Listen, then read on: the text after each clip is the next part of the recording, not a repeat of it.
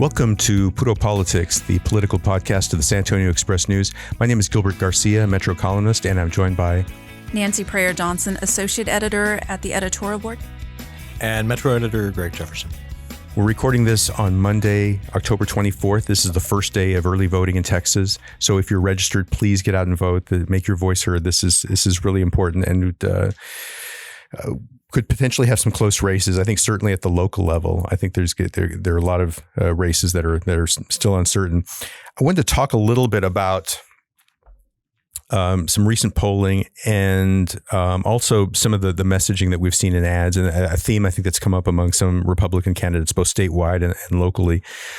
There was a poll released, I think it was Friday, from the University of Texas Politics Project, which had Greg Abbott ahead by 11 points over Beto O'Rourke among likely voters. The most recent poll before that, a month earlier, had Abbott up by 5 points, but that was among registered voters. I think it's common when you get closer to an election, it's clearer who's likely to vote, that the methodology changes and the focus goes to likely voters. So you have to take that into account when you look at the shift, and also every with every poll, I think that there are questions about how reliable they are.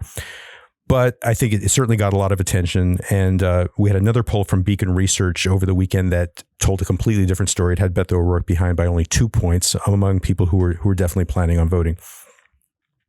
So, people can, I think, depending on where you land, you're going to maybe put more weight on one poll or another. But one of the things that has caught my attention is that in recent weeks, we've seen Greg Abbott pushing hard on the idea that Beto O'Rourke wants to defund the police. He's run ads that have featured an interview that Beto O'Rourke did in 2020, shortly after the George Floyd shooting, murder. And he talked about his support for the idea of Black Lives Matter, for the idea of looking at police funding on a line item basis, and looking at areas where you can move some of that money into other areas. And he said in some cases, if you have to tear things down and start again, he supported that too. That ad has been running a lot, and it caught my attention because someone I know in the Valley, who's a loyal Democrat, recently expressed support to someone I know, or expressed concern about whether Beto O'Rourke is actually going to defund the police, and it was nervous about it. And I think that it's been getting through. So Nancy, I want to start with you. I mean, again, we don't know. I mean, we could have a toss-up race right now, or this race could be,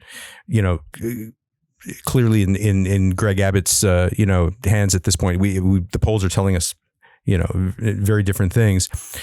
But on the question of defunding the police and how much impact that has, I mean, do you think that messaging has been getting through for Greg Abbott? I think so. I mean, he's really focused on it, and people are understandably concerned about crime, right? Crime is rising, but, what is actually causing that? Is there enough done on it? I think that people are concerned about crime. And so when they hear that messaging, they are, understandably, they're a little nervous.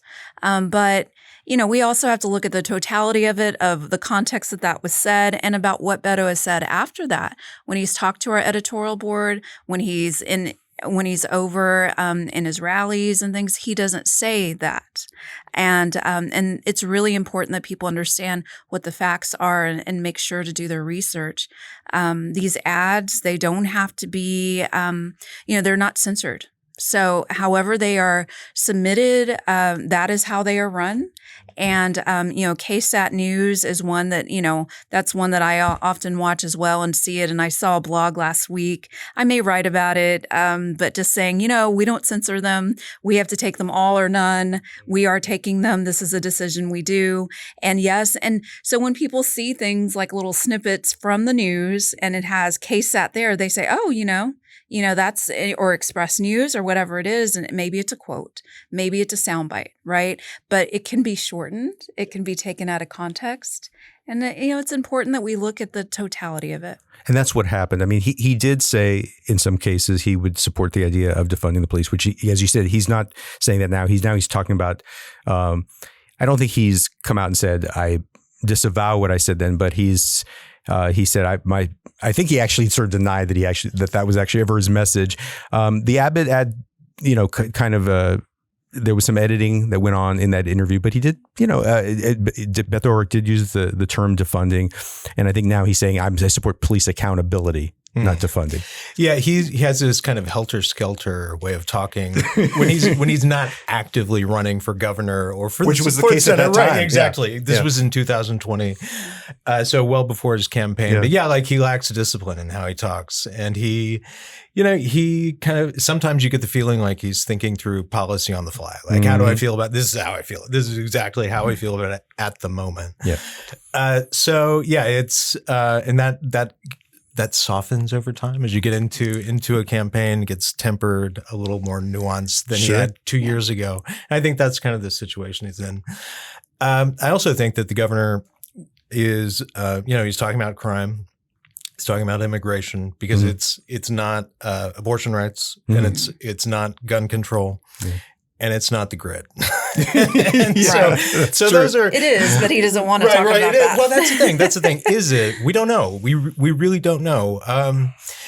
Democrats in Texas felt like, just think back 2 or 3 months ago. They felt like they were gaining ground, and that's when the polls were tightening between Beto and Abbott.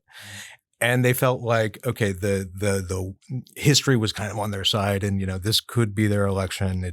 It felt like things were breaking in their direction.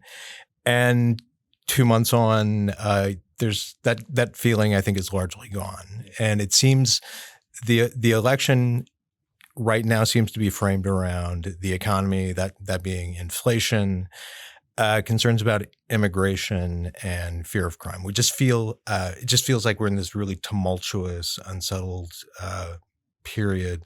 And I think Abbott and other Republican candidates are taking advantage of that. Yeah, I think that's right. And the ad that he's been running that I mentioned is titled "Dangerous," and that word also pops up in an ad from Ken Paxton, the Attorney General, who's being challenged by Democrat Rochelle Garza, who's an attorney from the Valley. And I thought for most of this year that Ken Paxton was the most vulnerable statewide Republican incumbent because, this is someone who's been under indictment for 7 years. He had 8 members of his staff whistleblowing on him and saying he was accepting bribes and performing favors in return for a political donor. There's been so much sleaze around him. And Rochelle Garza's challenge, of course, was becoming better known because she was a first-time candidate.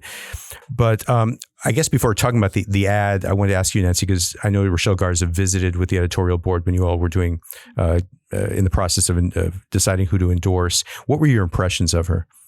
I'm a fan. She is smart. She's competent. Her policies are sound. No, she is not trying to open the border.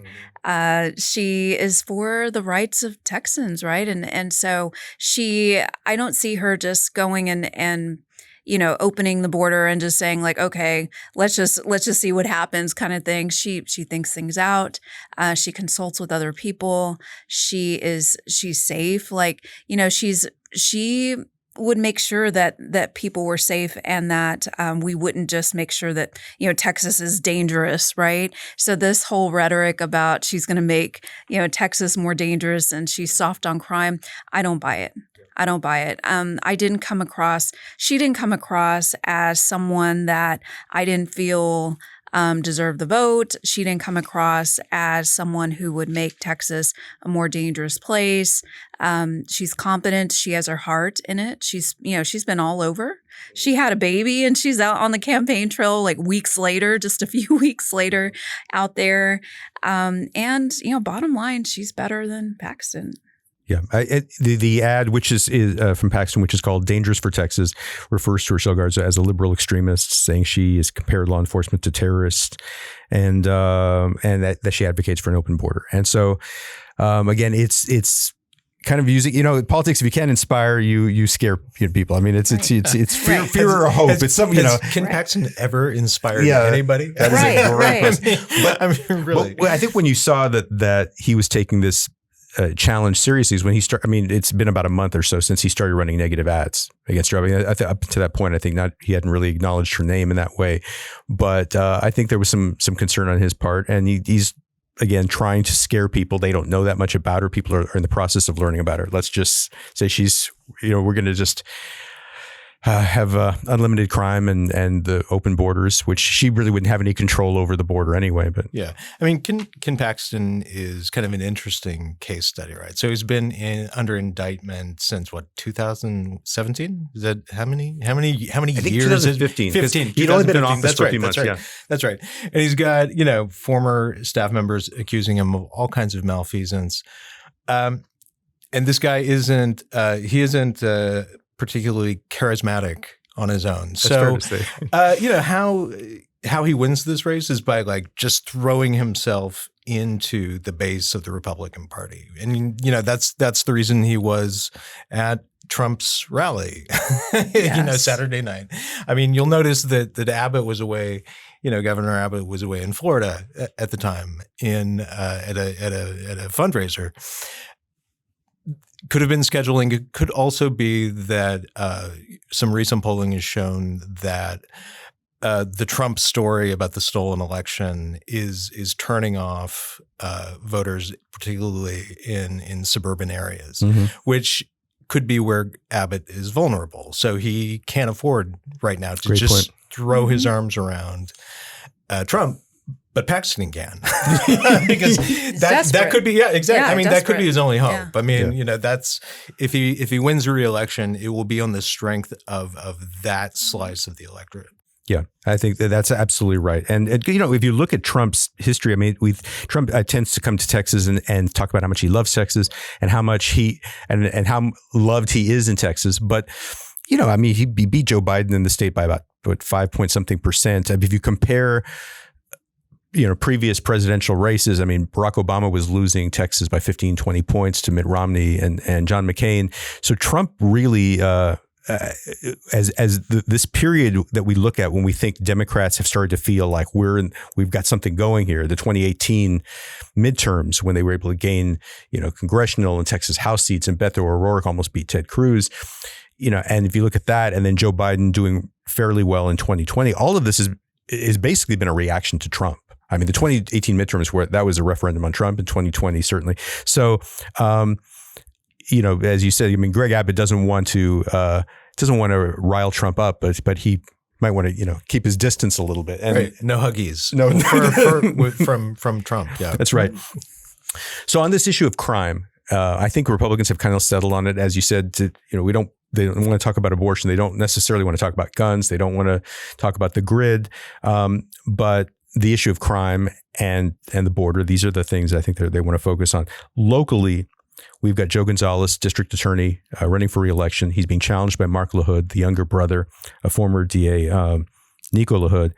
And Mark LaHood has put a strong emphasis on the idea that crime has increased. It's Joe Gonzalez's fault. These cite and release policies that we've seen locally for minor offenses, that this has contributed to crime. Joe Gonzalez has tried to move the county away from cash bail, for minor offenses.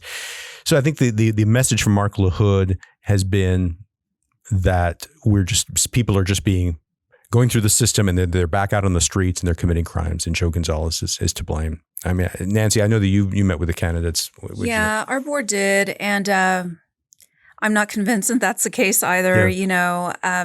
Even in meeting with the candidates, judges, right, and from both sides, nobody said that they were concerned with the catch and release. Mm-hmm. They actually said it's saving the jail money. Mm-hmm. And that it's needed, and and they don't want to keep people in jail for these minor offenses that are not nonviolent. So, Nobody raised any kind except for LaHood, right? But we understand where that's coming from as well. I mean, they need something to campaign on, and we understand, right? I mean, I get it. They need something to grab hold on. They need something for their message. They need some way to rile up voters. And if it's fear, that is something that can be effective, right? Especially for people who don't pay attention or don't know the facts or don't study or research or read the paper. Yeah. And if all they're taking in are those commercials, it's possible that they may believe it. Yeah, I think consultants call it a low information environment. Yeah, there you go. I mean, social that's media too, right? Right. Yeah, exactly. I mean, look, the fact of the matter is, like, the causes of crime are many and they're complex, and there's a lot of overlapping stuff going on.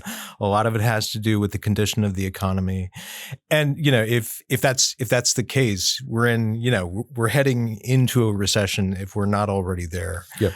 The economy's been softening for a while. And, hence, we've got higher crime rates. It's not, the correlation isn't that neat. And like I said, there are a lot of other factors that go into it. Whenever I hear a candidate talking about how an opponent's actions, a policy, a discrete, specific policy leads to more crime, I'm always a little wary because this is such a huge problem and everywhere. Yeah, it's exactly. not just San Antonio, Bexar County, or even Texas. It's everywhere. And this is the same rhetoric. This is the same narrative that's all over the country. Right. You look in New York, California, everywhere, Seattle. I mean, but yeah, it's a problem. And there needs to be some changes, some policies, but the catch and release isn't the problem, right? Yeah, and it's something, as you said, the police have. This is something they agreed to partner, right, with the DA's office on, and it does allow for you've only got you got limited resources. Any police department does, and if you're spending most of your time dealing with these minor offenses, I don't think it's the best use. Right. You want to focus on the true crimes, right? On the most, if they're focusing on this little trespassing and these little low marijuana charges, come on. And how are they going to address real crime? And then you can talk about guns, right? So, open carry. So then the GOP wants to talk about increasing crime, but let everybody carry a gun around with with nothing. Like, that has nothing to do with it. Right. Well, on the issue of people getting blamed for things that happen on their watch, whether they have anything to do with it. And the issue of inflation is a really interesting one because, people on the Republican side refer to Bidenflation and Joe Biden has caused this. And, we see numbers from other parts of the world. If you look at Western Europe, double-digit inflation everywhere, and this is an international issue, and a lot of it has to do with coming out of COVID. That's the thing. It's like, and COVID is like if you have to have like a bad guy for inflation, it's like Jackie COVID. that's really it. Because it destroyed, it destroyed supply chains. Yeah. Right. And created, this huge labor shortage. So, in order to fill orders, if you can find the raw materials to put all this stuff together, whether it's semiconductors or furniture or whatever, you've got to increase how much you were paying before just to get workers in the door. And then you've still got other employers competing for those same workers. And so you're going to be, doing signing bonuses and higher wages. And guess what? That's going to increase the price of what you're selling. Yeah. Overall, that's inflation. That's really anybody who's tried to buy a car and a new car in recent months knows. They're it's car parts. It's you cannot. Yeah, exactly. It's a seller's market. It's like if you want to just go ahead and put some money down, and it'll be here in a few weeks, and just buy it sight unseen, because if you don't buy it, somebody else is going to. So this is, on the issue of on inflation, when people talk about oil, I think the production was cut during the early stages of COVID, and then there's had to be an adjustment to that. So, it's just, I know politicians take credit for things that they didn't actually accomplish, and they get blamed for stuff that they had nothing to do with. And that's what we're seeing here. Yeah. And and you see that it is funny. So Biden's in a position where take gas prices, for example. He's got to look like he's doing something. So he dips into the oil reserve. Those are, we're talking about hundreds of millions of barrels of oil, but this is marginal. This is nobody is actually expecting gas prices to decline and stay at a lower level because he dipped into the oil reserve, which we could actually save. But I'm doing something. Right, exactly. Yeah. But I got to do something. Yeah. So, while we're talking about the issue of crime, and this is is not exactly the same messaging that we've seen with the other examples, but there's something of a connection here. In the Bexar County, the race for Bexar County judge, Republican Trish DeBerry has featured a Facebook ad recently, which deals with a case. And I guess we should get into the background of the case a little bit before because a lot of people who see this ad might not know what this is about. Peter Sakai, as a district judge, and he dealt a lot with family cases and issues involving children. And there was a 2004 case in which a mother was separated from the home because she had tested positive for drugs. After a period of time went by, he looked at the case. You had investigators, therapists who were recommending that the mother be reunited with the child. And that happened, and the mother ended up killing her young daughter. Peter Sakai has talked a lot about this over the years, how devastated he was he took a leave of absence at the time and really questioned whether this is something he could continue doing. Ultimately decided that he couldn't let the fear of these the possibility of these kinds of things happening keep him from doing the job as best he could. So Trish DeBerry in this recent Facebook ad stated Peter Sakai sent a child home where she was killed by her mother. And the ad says, and it quotes him saying that, decided that he couldn't let himself be afraid of making these kinds of decisions, and it criticizes him for that. And then it concludes by saying, Peter Sakai, bad judge, bad judgment, bad for Bexar County. Nancy, I was shocked when I saw it. I have to say I have a lot of respect for both of them. Mm-hmm. First, I want to say that in their own ways, they're strikingly different candidates. Very accomplished people. Very accomplished in their own right. I respect both of them quite a bit, right? When I saw it, and then the backstory too is the dark money ads, right? And so we have all of that, and we've all seen the press conferences and the videos and the stories on that. But even knowing everything, I was quite shocked when I saw that video. It was on YouTube. She shared it on Facebook. I don't believe it's run on TV yet, or if it's going. I don't know if it is. I was just shocked at how low it was. It was dark, right? And I back when I was a reporter on the news side, I covered these stories. I wasn't here at that time for that case, but I've covered others. Every one of those child death stories, and I've done in-depth reports too, they're heartbreaking. It is very complex. It is difficult. Everybody wants to blame Child Protective Services as well. There's so many agencies involved, and they should be, right? And the safety net often doesn't work. But it does not come down to one person. It doesn't come down to just the judge. Now, he did take responsibility for it. He did, as you said, he's open. I know he did, interviews with the newspaper, with our newspaper. He was on KSAT News. It was a huge interview, and I remember he was very, very clear about it, and he took responsibility for it, but it's not all on him. The way these cases are, you have all these social workers involved, you have therapists, you have psychologists, you have people, experts who do this every day. And so when they take this case to him and take him all of the information and present it to the judge, so Judge Sakai, he then has to make that decision. So it's not like they said, well, we're not sure, we're not sure she meets the requirements. And then something else that they're weighing is our foster care system is broken. And it's been broken Absolutely. forever, right? And so they're also weighing, are you going to keep these kids in foster care system that's broken, or are you going to reunite them with a parent who has now she's jumped through all these hoops and she's done all these steps, and it's a lot. It's complex. It's a lot that they have to do to prove that they can be a parent to their child, right? And to then get that child back, that they've worked through their problems. And these are cases that they so many cases, it's constant, right? And so they see this, and with their expertise, they say, yes, this mom is ready.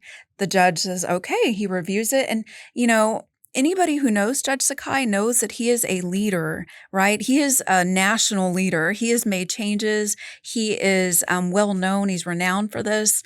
People love him, respect him, and not just in Bexar County, but in Texas and beyond and nationally, right? And so to hold that against him, to hold that decision against him as he is the only one is wrong. It should not have been done. Yeah. It was extremely I low. agree with you. And to me, it shows more on her character than it does on him. Yeah. And I don't know. I see it as kind of a classic Karl Rovian kind of move where you take your opponent's strong suit. Sakai has been, is highly regarded as a judge. It is the foundation of his campaign for county judge. Absolutely. So you go straight at it. But you look at it and it's like a winning campaign or a campaign that feels like they've got the edge doesn't do ads like it has that. it has the whiff of desperation. Desperation. It does. Yeah. It feels like she knows she's behind and she's got to do something, and she's just kind of she's doing it. Yeah. From the beginning, I know Judge Sakai, when we met with him, he doesn't say anything negative about her. Like even just in our meeting, even just us talking to him, he has never said anything negative about DeBerry. And he says point blank, like, this is going to be a clean campaign. Like, I'm not going to engage with the negativity. He says he doesn't know about those dark money ads. I hope it's true. Right. And that he knows nothing about it. And he definitely, didn't pull the strings for that. And it's a shame that those are out there too. And we don't like those either. That's right. That's right. But we don't know who funded them. And that's the whole point about a dark money ad. But it's low. It's too low.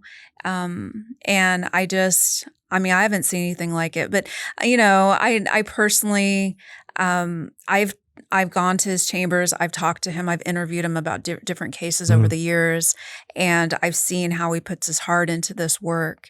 And for anybody to use that as an attack on him, it's just really low. Yeah, and I think that one of the principles that he followed as a judge in dealing with these kind of cases was, he was a strong believer in reuniting families, right, which I think we all agree with, and he was working with the evidence at the time. I think there's always a temptation for people, and it's exploited in political campaigns sometimes.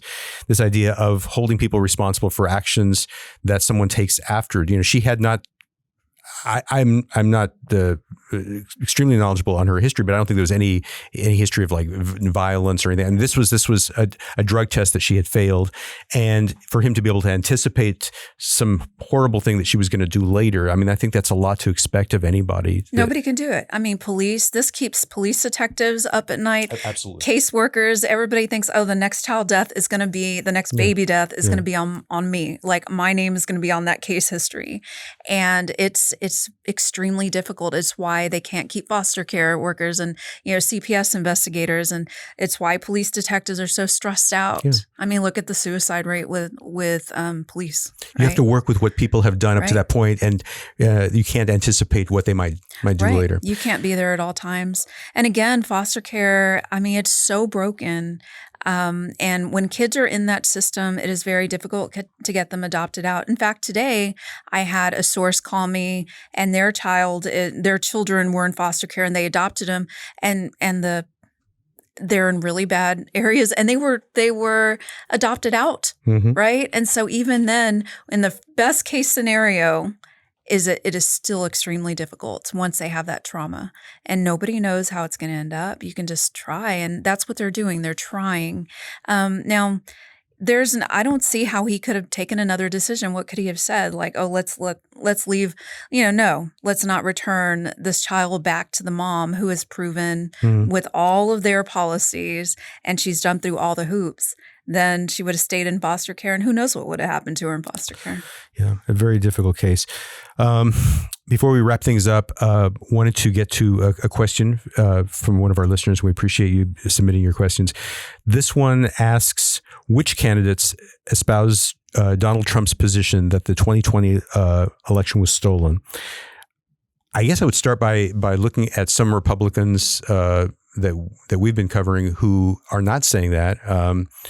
We were talking before the podcast, Nancy, about how Tony Gonzalez, I think you all asked him, did he think that the election was stolen? And that the election was legitimate, that Joe Biden was president, and he did think it was a legitimate election. Yes, right? It's legitimate. Yeah.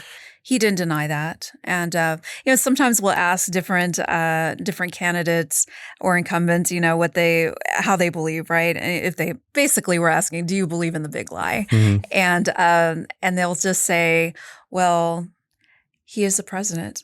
Yeah. And we just kind of like, all right. Yeah. But, we also see the voting record with Tony, and we see that he did vote to certify the election and went against so many in his party. I was going to mention somebody, a writer who I love, Robert Draper, has a book out now looking at sort of what's happened to the Republican Party in the aftermath of January 6th and the big lie. And apparently he asked Marjorie Taylor Greene, they actually started to kind of have some interaction with each other after a while. And he asked her at one point about the election and why where the evidence was that the election had been stolen.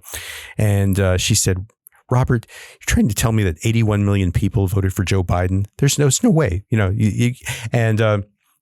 of course, the answer to this, because this comes up a lot, I've heard other people say this. Carrie Lake, who's running for governor in Arizona, has said something similar. And I was thinking it's pretty obvious to me that 81 million people didn't necessarily vote for Joe Biden. They voted against Donald Trump. Yeah. Right? They've been waiting 4 years. They said, "Oh my God, I didn't think he was going to get elected. I'm going to be out there early the next time." And but I think they kind of think, well, Joe Biden, how could 81 million people have voted for? So that's where that's coming from. But Tony Gonzalez, I think, has said, there's a legitimate election. Chip Roy, who represents, part of San Antonio, has, he came out in favor of certifying the election results because he believed that, that what the results from each state should be respected and the federal government shouldn't get involved in that. So he has not really pushed the big lie. I think there were some texts that were going back and forth between him and Trump's chief of staff at the time of the 2020 election, where he was asking for evidence, and I think he kind of stepped away from the fraud argument when there wasn't much evidence that was presented to him. If we, as far as other Texas Republicans, Ken Paxton, who we talked about earlier, I think has been the main proponent of the big lie, and he was filing lawsuits and trying to overturn the election results. Dan Patrick offered, the lieutenant governor offered $1 million to anyone who could provide evidence of voter fraud. I think he came up pretty empty on that one. Greg Abbott questioned the results. I think that's been the more common thing. I think that you've seen Republicans in the state, in November, December of 2020, questioning the results. They got behind the idea of election reform in 2021 when they were asked, does this mean you believe the big lie? Well, no, this has nothing to do with that. We just want to make sure elections in Texas are secure. So they were able to kind of take an action which would please Trump because it felt like a response to the 2020 election. But then they didn't go all in necessarily on the big lie. Mm-hmm. Is that, you think that's fair? Kind of winking. Yeah. Although I feel that is... It's doing it though, right? I mean, it's still, unless you're denying the big lie, you're supporting it. Yeah, that's the thing, I think. A lot of them have kind of, kept their distance and don't really want to talk about it, change the subject. I think it was an issue that demanded a response from every Republican candidate to be heard. But it's Because it's still, this isn't in our past. This is in our present and it's in our future elections. And that's, what we are really weighing now. This is not going away. Yeah. This is something that, early voting starts today, right? Mm-hmm. And we'll see how it plays out. And it's still being fueled. Yeah. It is. And Yeah. people still believe in it. Absolutely.